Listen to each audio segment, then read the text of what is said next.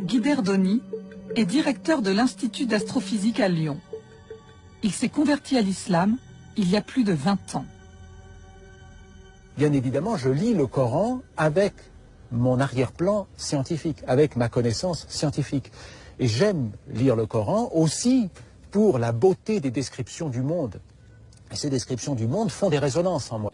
Einstein, en 1936, un jour, a vu apparaître devant lui un enfant, il était à Princeton, et cet enfant lui a demandé « Maître, est-ce que vous croyez en Dieu ?»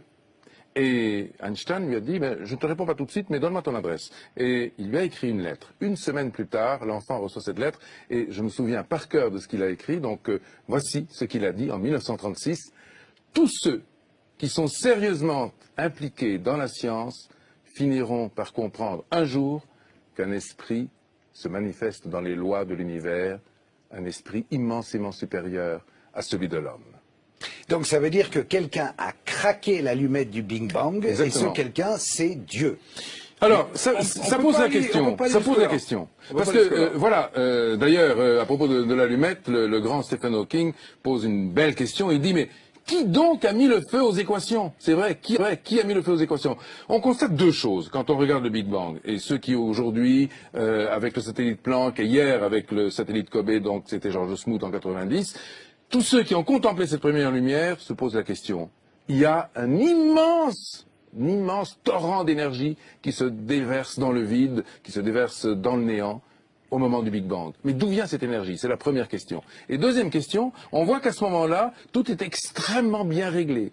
Les grandes constantes de la physique sont déjà là. Il y a à peu près une vingtaine de chiffres qui sont là. Si on change un seul chiffre à la 20e décimale, tout s'arrête. L'univers ne peut pas naître, évidemment, il ne peut pas engendrer la vie. Donc, il y a quelque chose qui a réglé les choses. Un code cosmologique. Exactement. C'est le grand apport de votre livre, Le visage de Dieu, de même qu'un être humain a un code ADN, eh bien, il y a un code cosmologique qui a régi tout ça. Voilà. Et ce code cosmologique, ne peut pas être le fruit du hasard. Mais non, exactement.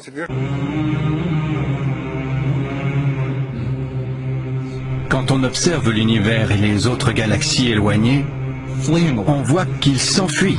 Il se déplace vers l'extérieur à grande vitesse, jusqu'au fin fond de l'univers. Il y a peut-être 13 ou 14 milliards d'années, tout devait être comprimé en un seul point d'une densité inconcevable. Il y a 13,7 milliards d'années, l'univers était plus petit que la plus petite partie d'un atome. Incroyablement petit.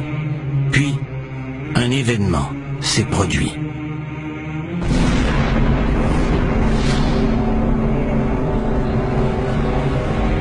En un instant, tout se met à prendre de l'expansion.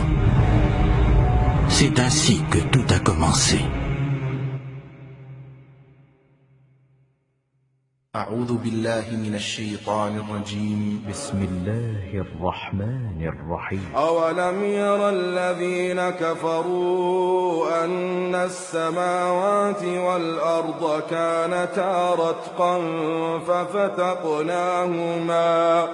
ففتقناهما وجعلنا من الماء كل شيء حي أفلا يؤمنون. Mais pendant longtemps, les gens ne pensaient pas à l'origine de l'univers, ou encore ils présumaient que l'univers avait toujours existé et qu'il existerait toujours. Même les scientifiques ont d'abord hésité avant d'accepter la théorie du Big Bang. La théorie du Big Bang est maintenant considérée comme un fleuron de la science telle qu'on la comprend. Ceux qui ne l'acceptent pas sont perçus par la communauté scientifique comme des fous. On sait que ça s'est produit pas parce que des théoriciens ont avancé, mais parce qu'on a des observations pour le prouver. On peut prédire l'abondance d'éléments légers, et ces prévisions correspondent à plus de 10 ordres de grandeur avec ce qu'on observe.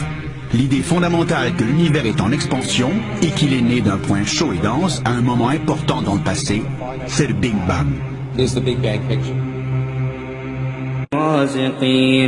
وإن من شيء إلا عندنا خزائنه وما ننزله إلا بقدر وما ننزله إلا بقدر معلوم وأرسلنا الرياح لواقح فأنزلنا من السماء